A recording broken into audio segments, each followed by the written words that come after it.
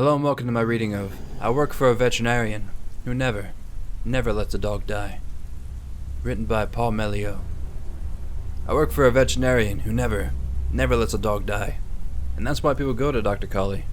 I mean, they'd go to him regardless, as the man looks as though he ought to be working at a candy store. The happiest, gentlest man, right down to a red bow tie. There's this important saying in our town though. A bit of a joke. A bit of a warning. If you want your dog to live, you take him to Dr. Colley. But if you feel that it's the dog's time, that it's suffering greatly, take it behind the shed and do the deed yourself, because he will never let a dog die, under no circumstances. We have no pen, told Barbatal. He smiled in response, almost proud of this statement, stroking a broken-winged bird as he did. And I was shocked. It was baseline and standard. The prettily named drug is an anti-seizure medication, bit outdated, that was discovered to simply shut off the brain when given in large doses, so it became the go-to for cats and dogs whose time had come. A gentle good night, all at a fairly cheap manufacturing cost. I hate to admit it now, but I did like working there. My previous clinics were sterile, fluorescent, utterly depressing. The doctors would mumble, they did all they could, bitch over drinks afterwards about shitty cats or dog diarrhea, and while I know it came with the work, it was exhausting to be surrounded by exhaustion, you know? I can't stop comparing him to a candy store owner, because that's what he was in every regard. Little boys and girls would bring in their gerbils, and even fish. Pets that looked rotten and half dead, mind you. And he'd pick them up in the merriest fashion, and whisk them back to his office. A private little sunlit room, lined to the brim with leather-bound books. Beautiful books, I must add. And if I ever made enough money, I promised myself I'd get a library just like it. All patched up, he announced, stepping from the surgical room, cradling a kitten. He tied it with a bow, color matching the most adorable cast. The pudgy little kitten purred, rubbing against him, and it was strange to see such picturesque perfection in the scene. The little girl sobbing with happiness as she took the kitten back in her arms, but more so, the creature behaving exactly how we wished they would with us. With love. With warmth. You be careful with her now, he told the girl. That's my brave little girl you have there. And with a two-fingered pat on the kitten's head, he smiled as he watched the family depart. Do you have any children? I inquired casually one night as we were packing up. I do regret asking, because he was far too blunt with me.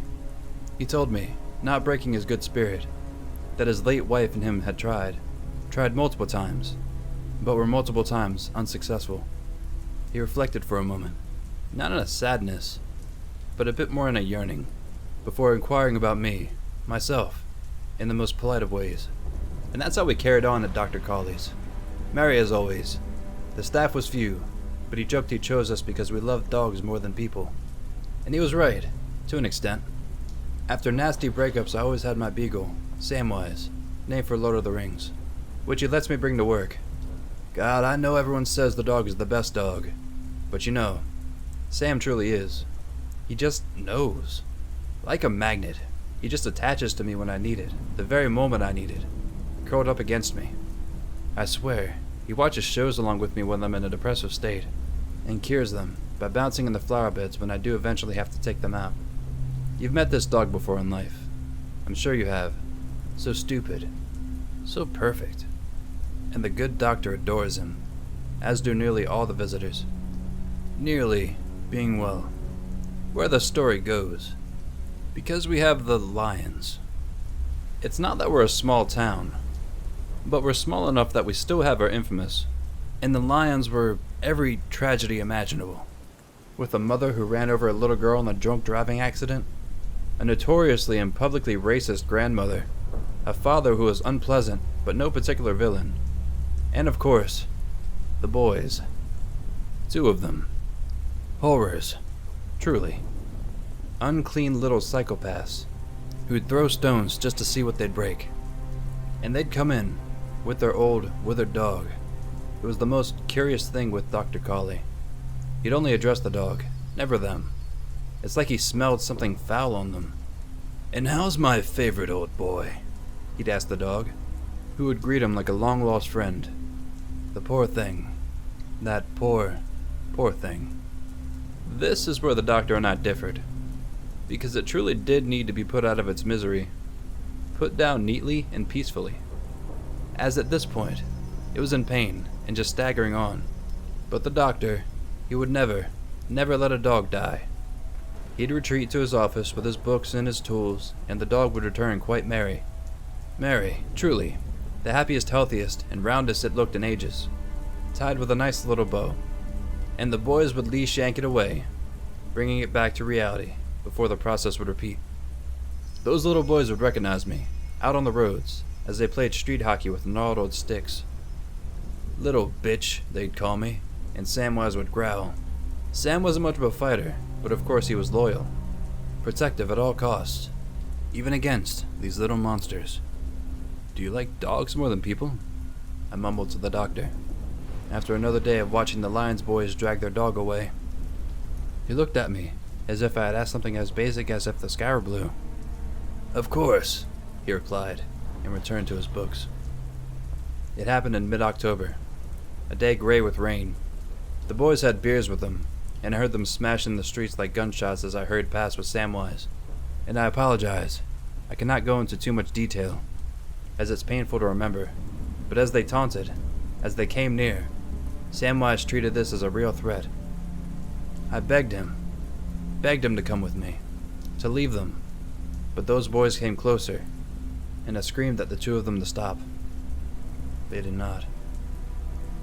With a swift blow from a hockey stick, they smashed it over Samwise's skull. He fell with a whimper. They did it again, and again. I screamed as the neighbors came out, the boys laughing as they scampered away, sneakers clanking over the broken glass. Samwise was in pain. He whimpered, cried, but I could not let him die, so I took him to Dr. Colley, who would not let him. It was late when I called, blubbering, but the good doctor said he'd be in immediately. He asked what had happened, and I told him who did it. There was a pause, a long one. I broke it asking if he was still there, and he assured me he'd be in the office soon. I waited for nearly an hour on the twilight curb. At least it felt that long. A broken mess cradling Samwise. He fell in and out of consciousness, lapping me with his tongue, lapping until he lost the energy, letting his tongue fall from his mouth as he whimpered. As I whimpered, I wondered when the doctor would arrive, if he had forgotten, but he did come. He came with 2 vintage suitcases, presumably with his tools. I fumbled for the door lock frantically. He whisked the dog into his study. Never had I witnessed the doctor this serious, this determined. "Let me work," he told me coldly, a coldness that was new to me. So I did. I wandered around the office, empty. The files and folders were still there, but the candy shop atmosphere felt almost mocking now. Like holding a funeral in a nursery. It felt wrong, and I hated it. Hated as the clock chipped time away. Hated as I could do nothing but wait. So I went in. And what I saw made me go numb. Not scared. Not horrified. No. A bit something beyond that. It was the Lions boys. They were emptied from throat to navel, only distinguishable by their clothes as their heads were not there. But inside there was nothing. No organs.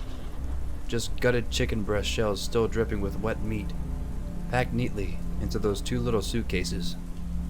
The good doctor noticed me enter, but said nothing. He was busy tying Samwise with a bow, and Samwise was well. Without a word, he closed the suitcases, zipping them tight, and retreated out the back.